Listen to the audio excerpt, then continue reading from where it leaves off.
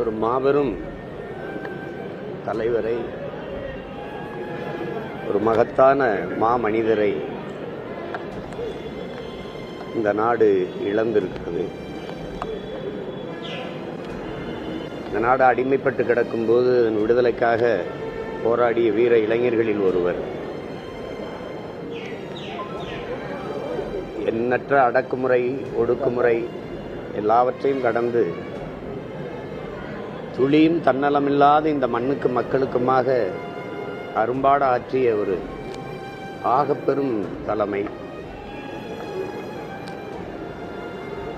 எங்களை போன்ற பிள்ளைகள் முன்னெடுத்த போராட்டங்களில் கூட இந்த தலைமுறை பிள்ளைகளோடும் போராட்டங்களில் பங்கேற்ற பெருந்தகை.